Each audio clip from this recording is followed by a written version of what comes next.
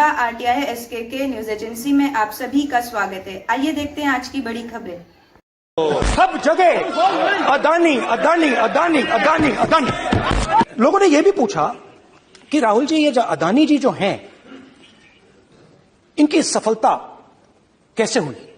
और सबसे जरूरी सवाल, इनका हिंदुस्तान के प्रधानमंत्री के साथ क्या रिश्ता है और कैसा रिश्ता है? ये देखिए रिश्ता,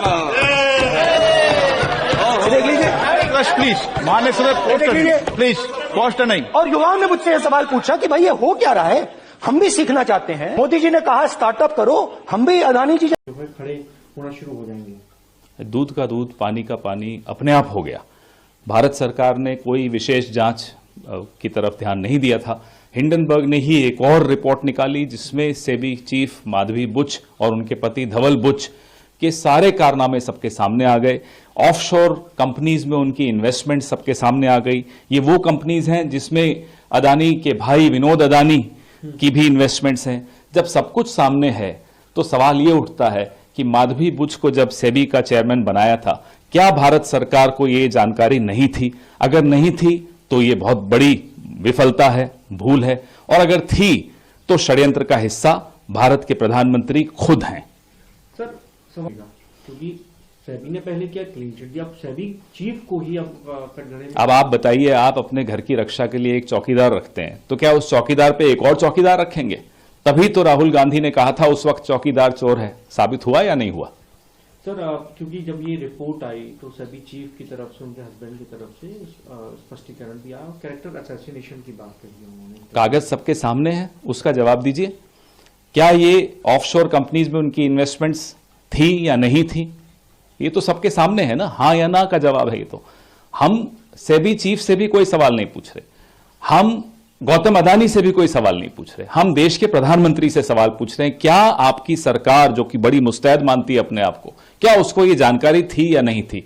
ये ज्वाइंट पार्लियामेंट्री कमेटी से कम में कुछ नहीं मिलेगा। जेपीसी होनी चाहिए, उसी से इन तमाम सवालों का जवाब मिलेगा। अडानी के भ्रष्टाचार को उजागर करने की सजा मुझे 6 महीने जेल के रूप में मिली।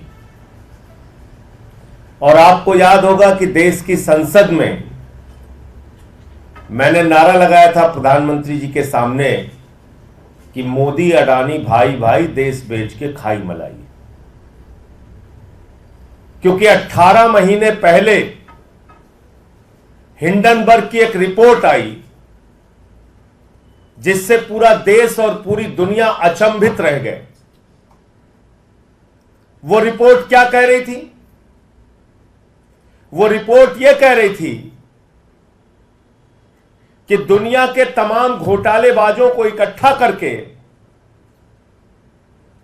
भारत से मनी लॉन्ड्रिंग करके अडानी ने हजारों करोड़ रुपए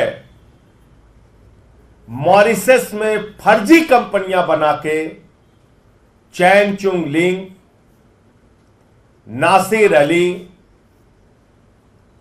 इन लोगों के माध्यम से फर्जी कंपनियां बना के हजारों करोड़ रुपए लगाया। और उन्हीं कंपनियों के जरिए गौतम अडानी का भाई विनोद अडानी भारत में शेयर बाजार को बढ़ाने के लिए, अपने कंपनियों के शेयर को बढ़ाने के लिए, अपने कंपनियों के शेयर को ओवर वैल्यू करने के लिए, यानी वास्तविक वैल्यू शेयर की उतनी नहीं है, उसमें फर्जी कंपनियां बना के विदेशों से पैसा लगाया गया और शेयर का दाम बढ़ाया गया। वास्तविक दाम शेयर का उतना नहीं है, लेकिन बाहर से फर्जी कंपनियां बना के विनोद अडानी के माध्यम से हजारों करोड़ रुपए हिंदुस्तान में अडानी की कंपनी में लगाया गया, उसके शेयर का दाम बढ़ाया गया। और जब हिंदुस्तान के छोटे निवेशक, आम आदमी, मिडिल क्लास के लोग उस शेयर को बढ़े दामों पे खरीदते हैं तो कुछ दिन बाद वो शेयर की वैल्यू जब घटती है तो उनका पैसा डूब जाता है। और याद रखिएगा, न्यू पेंशन स्कीम, देश के लाखों कर्मचारियों की पेंशन, एनपीएस, उसका पैसा भी शेयर मार्केट में लगता है। एलआईसी का पैसा भी शेयर मार्केट में लगता है। और अगर वहां यह घपला और घोटाला हो रहा है तो अडानी का पैसा नहीं डूब रहा है, इस देश के आम आदमी का पैसा डूब रहा है। यह सरल भाषा में हमें समझना चाहिए। यह अडानी का पैसा नहीं डूब रहा है, उसने तो भ्रष्टाचार कर रखा है। यह देश के लाखों करोड़ों लोगों का गाढ़ी कमाई का पैसा जो शेयर बाजार में वो लोग लगाते हैं, वो पैसा डूब रहा है। और कितना डूबा आप कल्पना कर सकते हैं? अगर मैं इस प्रेस कॉन्फ्रेंस में कहूं तो जीरो लगाते लगाते आप थक जाएंगे।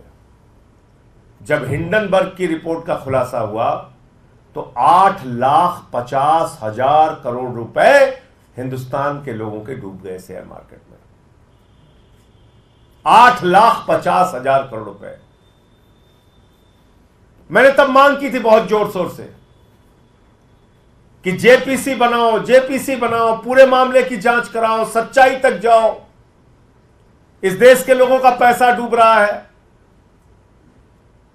अडानी ने फर्जी कंपनियां विदेशों में बना के अपनी कंपनियों के शेयर बढ़ाए हैं, उसके दाम बढ़ाए हैं, पैसा गलत ढंग से लगाया गया। खुलेआम ये मनी लॉन्ड्रिंग का मामला है, भ्रष्टाचार का मामला है। एक आवाज नहीं सुनी गई मेरी। मोदी जी ने क्या किया? मोदी जी ने कहा इसको पकड़ के जेल में डालो। उठा के मुझे जेल में डाल दिया गया। 6 महीने में जेल में रहा।